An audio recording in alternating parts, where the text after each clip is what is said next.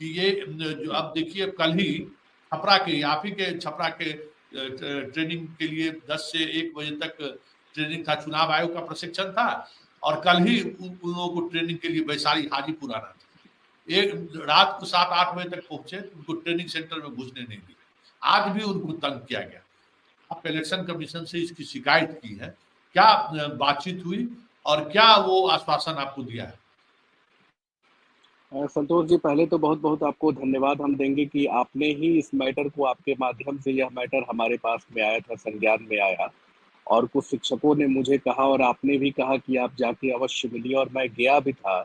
और एचआर श्रीनिवासन जो मुख्य निर्वाचन पदाधिकारी जो बिहार के हैं, उनके कार्यालय में जाके मैंने लिखित रूप से उनको दिया भी, उनको सारी बातों से अवगत भी कराए। कई जिले के जो पत्र भी विभाग के द्वारा जो निर्गत किया गया था कि चुनाव के तिथि के दिन भी उन लोगों के प्रशिक्षण कार्य को लगाया जा रहा है, एससीईआरटी के द्वारा जो पत्र निर्गत किया गया है निदेशक के द्वारा। तो इस पे जब मैंने उनको संज्ञान में दिया तो उन्होंने बड़ी नाराजगी भी प्रकट की शिक्षा विभाग के ऊपर। मुख्य निर्वाचन पदाधिकारी ने भी कहा कि नहीं, मैं इसकी समीक्षा करवा लेता हूँ, मैं दिखवा लेता हूँ। जिन भी शिक्षक की ड्यूटी अगर लोकसभा के चुनाव में अगर लगाई जाएगी या लगी रहेगी, उनको अवश्य वो ड्यूटी में शामिल भी होना है। और उनके द्वारा शिक्षा विभाग को यह अवगत भी, इंस्ट्रक्शन भी कराया जाएगा, क्योंकि देखिए शिक्षकों की संख्या पूरे बिहार में 6 लाख, साढ़े 6 लाख हो चुका है। और लोकसभा का चुनाव एक सबसे बड़ा महापर्व होता है, जनता के लिए भी, सरकार के लिए भी हर तरह का महापर्व होता है। और उस महापर्व में अगर किसी कर्मचारी की ड्यूटी लगाई जाती है, तो विभागीय कार्यों को यथाशीघ्र स्थगित करना भी पड़ता है और किया भी जाता है। तो उन्होंने इस मसले को संज्ञान भी लिया, पीएस को भी बुला के कहा, उन्होंने विभाग के भी पत्र को पढ़ा, हमारे भी पत्र को उन्होंने पूरा पढ़ा, और उन्होंने कहा कि नहीं, मैं इसकी समीक्षा करूंगा। और मुझे लगता है कि जल्द ही दिशा निर्देश भी मुख्य निर्वाचन आयोग के द्वारा दिया भी जाएगा, शिक्षा विभाग को भी दिया जाएगा कि इस तरह के जो चुनावी शेड्यूल्ड जो घोषित किए गए हैं, जिनकी ट्रेनिंग है, चाहे जिस डेट में चुनाव है, तो जिन भी शिक्षक की ड्यूटी अगर उसमें लगेगी, वह शिक्षक अपने कार्यों को करेंगे। लोकसभा चुनाव के कार्यों में जिनकी ड्यूटी लगाई जाएगी, चाहे जो भी प्रशिक्षण होगा, वह कार्य को पहले वो करेंगे। और ट्रेनिंग का सेशन उस दिन अवश्य रूप से स्थगित होगा और स्थगित रहेगा भी। देखिए, आपने यहाँ जो इलेक्शन की परंपरा रही है, सारी गाड़ियां जब्त हो जाती है, जो परिवहन, जो पब्लिक ट्रांसपोर्ट है, इसमें अब शिक्षकों को एक जगह से दूसरा, अब कल ही की रामनवमी थी, कल रामनवमी का बंद है। अब जो लोग यहाँ से पता चला कि वो बांका में ट्रेनिंग चल रहा है, किन्हीं का खगड़िया में चल रहा है, लौट के भागलपुर जाइए। वैशाली में चल रहा है, वो लौट के सिवान जाए, लौट के छपरा जाए, फिर परसों वो आ जाए वापस। इस तरीके से मतलब एकदम अराजकता वाली स्थिति बन चुका है शिक्षा विभाग। देखिए, सबसे बड़ी बात है कि जब शिक्षा विभाग के वार्षिक कैलेंडर में यह जारी किया गया कि 15 अप्रैल से और 15 मई तक, उन्होंने, शिक्षा विभाग ने भी कहा कि चुनाव को देखते हुए मैं गर्मी की छुट्टी को पहले घोषित करता हूँ। लेकिन गर्मी की छुट्टी जब पूर्व में घोषित कर दी गई, 1 महीने की गर्मी की छुट्टी घोषित की गई, उस छुट्टी के काल में भी आप शिक्षकों को कह रहे हैं कि आप 2 घंटा आप हाजिर होइए, विद्यालय में पढ़ाइए। तो सबसे बड़ी समस्या तो आज की परिस्थिति में शिक्षकों के साथ है कि एक तो उनको ऐच्छिक स्थानांतरण का प्रोविजन आपने दिया नहीं है। अभी तक शिक्षक ऐच्छिक स्थानांतरण का लाभ उनको मिल नहीं पाया, क्योंकि बहुत सारे शिक्षक अभी नियोजित शिक्षक हैं। दूसरी बात है कि शिक्षा विभाग भी अपना पीठ थपथपाया कि मैंने दिल्ली से लाया, मैंने उत्तर प्रदेश से लोगों को लाके बिहार में रोजगार देने का काम किया है। तो क्या जो उत्तर प्रदेश से लोग आए हैं, चाहे जो दिल्ली से लोग आए हैं, चाहे अन्य राज्यों से आए हैं, चाहे जो नियोजित शिक्षक भागलपुर के रहने वाले हैं, वो छपरा में पोस्टेड हैं, या सिवान के शिक्षक भागलपुर में पोस्टेड हैं, क्या वैसे शिक्षकों के लिए गर्मी की छुट्टी नहीं होती है? यह तो शिक्षा विभाग के द्वारा जो मनमानी तरीके से जो शिक्षकों को प्रताड़ित करने की जो यह कार्य योजना, कार्यशैली जो चलाई जा रही है, इस पे मैंने बिहार के माननीय मुख्यमंत्री महोदय को लिख के भी दिया। एक तो बिहार के जो सरकारी कर्मचारी हैं, उनको जो अर्न लीव जो दिया जाता है, 33 दिन का जो उनको मिलता है, इस पे भी मैंने ध्यान आकृष्ट कराया कि आप छुट्टी की परंपरा को आप भूल रहे हैं। जनता में आप एक मैसेज दे के दूसरे तरह से आप उनको गुमराह करने का काम कर रहे हैं। तो शिक्षा विभाग को तो यह लगता है कि समझ के परे है, कि समझना नहीं चाहता है कि क्या स्थिति शिक्षा विभाग की बन गई है। हम लोग को तो देख के बड़ी और एक लंबी संख्या है शिक्षकों की, 6.5 लाख बताइए शिक्षक की पूरे बिहार में संख्या है। तो खाली शिक्षा विभाग के कर्मचारी लोग जो हैं, उनका ही परिवार है, उनको ही छुट्टी मिलेगी। और शिक्षक जो हैं, जो पढ़ाने का काम करते हैं, जो समाज के निर्माता होते हैं, जिन अपने अच्छे बच्चों को शिक्षा देते हैं, क्या वैसे शिक्षक का कोई परिवार नहीं है? क्या वैसा शिक्षक गर्मी की छुट्टी में रूटीन चेकअप भी अपना कराने, कोई दिल्ली जाता है, कोई बॉम्बे जाता है, तो उस पीरियड में वो लोग रूटीन चेकअप कराने भी नहीं जाएँ।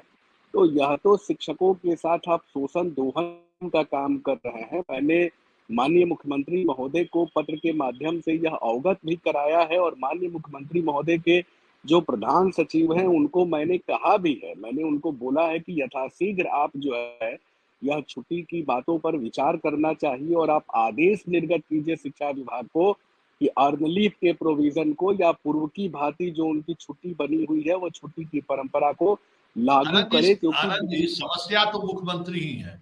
आज वो अगर उस मानसिक स्थिति में रहते तो ये समस्या हमें लगता है कि नहीं आती।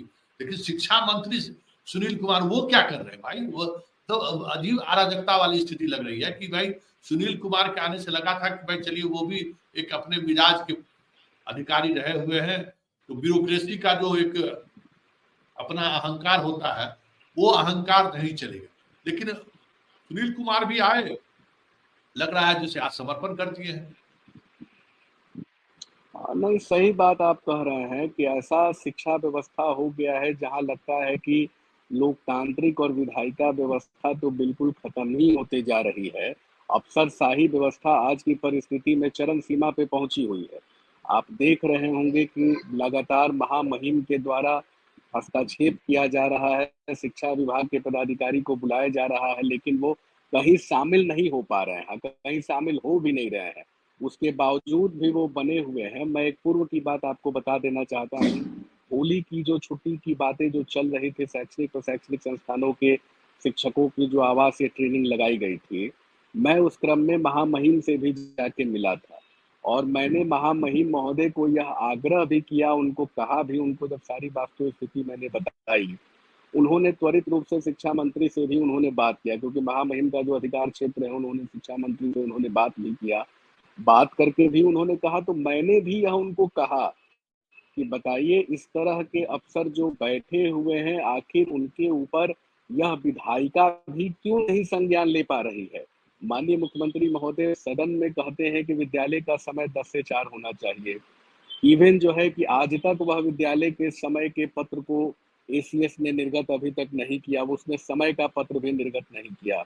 दूसरी बात है कि एक हठधर्मिता होती है किसी चीज़ की। आप जब भी छुट्टी का वक़्त आता है, आप किसी न किसी तरह से विद्यालय को खोल देते हैं। आप हर शिक्षकों के हकमारी को आप मारना शुरू कर देते हैं। मैं एक बात और आपको बताना चाहता हूँ, आपके ही चैनल पे पिछली बार हम लोग जब चर्चा कर रहे थे, और आपने बड़ी गंभीरता से इस सवाल को उठाए थे, जो शिक्षकों के मन में यह सवालात भी पड़े हुए थे कि हम लोग जब सक्षमता परीक्षा देंगे तो हमारा क्या होगा? राज्यकर्मी तो चलिए सरकार हमको देने जा रही है, देगी, और हम लोगों ने सब लोगों ने मिलकर प्रयास किया, तो चलिए एक राज्यकर्मी के रास्ते उनके खुले भी। उस समय भी मैंने आपके भी चैनल में कहा था कि नियोजित शिक्षक जो परीक्षा देने देंगे, या जो शिक्षक पहले जिले का विकल्प भरेंगे, वही जिला में हम लोग करा के ही उनको दम लेंगे। और उस क्रम में मैं मुख्यमंत्री महोदय से भी जाके मिला, मुख्यमंत्री जी को भी मैंने संज्ञान में दिया।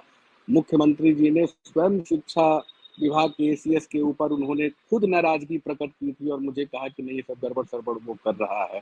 इसके बाद आपने देखा होगा कि जो सक्षमता परीक्षा हुई, उसमें शिक्षकों ने बेहतर परिणाम भी लाया, और जो सरकार ने, मुख्यमंत्री ने जो कहा कि सब लोगों को पास कराया जाएगा, पास भी हुए। और दूसरी सबसे बड़ी बात हुई कि पहला जिला ही 80% शिक्षकों को मिला भी था। और अब तीसरी बात, इसमें हम लोगों ने जो प्रयास किया, आपने जो प्रयास किया, हम लोगों ने प्रयास किया, इसमें एक और रास्ता निकल के सामने आया कि जो 20% शिक्षक जो हमारे यह सवाल को उठा रहे हैं कि हमारा दूसरा जिला हो गया या तीसरा जिला हो गया, तो जिन भी शिक्षक का दूसरा जिला या तीसरा जिला हुआ है, तो अभी जो आदेश सीएमओ से जो निर्गत होके आया है शिक्षा विभाग के तरफ से, उसमें यही आदेश है कि आप उन लोगों का भी पहला जिला ही कीजिए। तो यह तैयारी अब आगे जो चलेगी, जो सक्षमता 2 की परीक्षा होगी, जो शिक्षकों ने नहीं दिया था, उसमें भी उनको पहले जिले का ही विकल्प उनको दिया जाएगा और 100% पहले जिले का ही वो ऑप्शन भी होगा। क्योंकि देखिए, यह बहुत बड़ा मसला है। एक तो अल्प वेतन है, दूसरी बात है कि उतने शिक्षकों को सुविधा मिलती नहीं है और तीसरी सबसे बड़ी बात है कि दूर-दराज महिला जिनकी शादी हो गई है, चाहे जो अनमैरिड हैं, बहुत सारी शिक्षिकाओं को मैं देख रहा हूँ कि अनमैरिड अभी टीआरई 2 में और टीआरई 1 में वो लोग बहाल होके आई हैं, चाहे पूर्व की जो नियोजित शिक्षिका हैं, जिनका बाल-बच्चा परिवार है।